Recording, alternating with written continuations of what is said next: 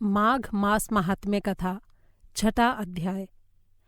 भगवान दत्तात्रेय जी राजा को संबोधित करके बोले, हे राजन, एकाग्रचित्त होकर सुनो। मैं इस माघ स्नान के विषय में एक और प्राचीन इतिहास तुम्हें सुनाता हूँ।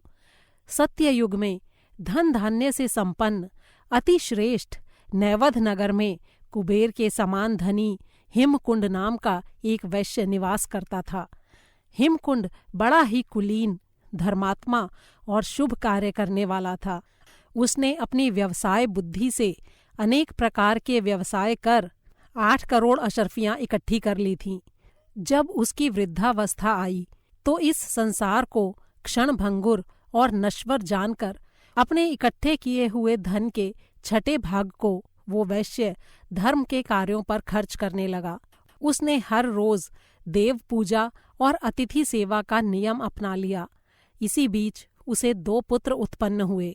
संतान प्राप्त होने से वो बड़ा ही खुश हुआ। उसने बड़े बेटे का नाम कुंडल रखा और छोटे का नाम विकुंडल रखा। हिमकुंड ने अपने दोनों पुत्रों को योग्य बनाया और उनके युवा हो जाने पर घर और व्यवसाय का सारा भार उनके ऊपर छोड़कर वो खुद विष्णु भक्ति करने के लिए एकांत वन में चला गया।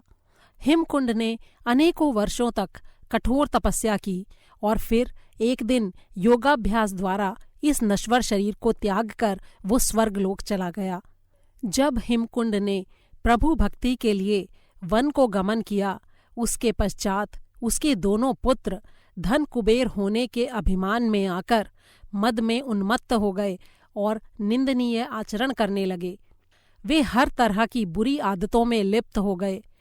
अब वे अपनी माता का तिरस्कार और अनादर करने के साथ साथ बड़े पूज्य और श्रेष्ठ जनों का भी अपमान करने लगे। धर्म से पूरी तरह विमुख होकर वे दोनों पापाचारी, वेश्यागामी, मद्यपायी, जुआरी और परस्त्रीगामी हो गए। अब उनका सारा समय पापों और बुरी आदतों में ही व्यतीत होने लगा। वे दिन रात वेश्याओं के यहाँ उनके नृत्य संगीत में लिप्त रहने लगे। पूरे वैभव और विलास से राजसी ठाट बाट में रहते हुए उन्होंने व्यवसाय करना भी पूरी तरह बंद कर दिया। पानी की तरह धन को बहाते हुए वे पूरी तरह स्वेच्छाचारी और निरंकुश हो गए। बस फिर उनके पिता के उस अथाह धन को पंख लगते देर नहीं लगी और कुछ ही वर्षों में उनका सारा धन समाप्त हो गया। पिता की संचित की हुई सारी अशर्फियां और स्वर्ण मुद्राएं समाप्त हो गईं। धन से पूरी तरह हीन होकर वे बिल्कुल कंगाल हो गए। कंगाल होने पर अब उन दोनों ने चोरी करना भी शुरू कर दिया। उन पर साहूकारों का बड़ा कर्ज भी हो गया था। चोरी करने के कारण सारे नगर में उनकी निंदा होने लगी और लोगों ने उनका रहना कठिन कर दिया। तब दोनों भाई उस नगर को छोड़कर भाग खड़े हुए। उन्हें साहूकारों और राजा का भय भी था। नगर छोड़कर दोनों भाई वन में रहने लगे।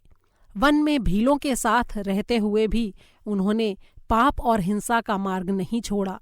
कुछ समय बाद एक भाई भीलों के साथ जाकर पर्वत पर रहने लगा और दूसरा भाई एक ऋषि के साथ उनके आश्रम में आकर रहने लगा। एक दिन एक भाई को वन में सिंह ने मार डाला और उसी दिन दूसरे भाई को सर्प ने काट लिया। इस प्रकार दोनों भाइयों की एक ही दिन मृत्यु हो गई। मृत्यु के बाद दोनों भाइयों को यमदूत यमपाश में बांधकर यमलोक ले आए। यहाँ दोनों को यमराज के सामने प्रस्तुत किया गया। चित्रगुप्त जी ने दोनों के जीवन भर का लेखा जोखा देखकर यमदूतों से कहा, हे दूतों, पाप कर्मों में लिप्त रहने के कारण बड़े भाई को तो नरक में ले जाओ और छोटे भाई धर्मात्मा विकुंडल को स्वर्ग ले जाकर दिव्य सुख भोगों का उपभोग कराओ।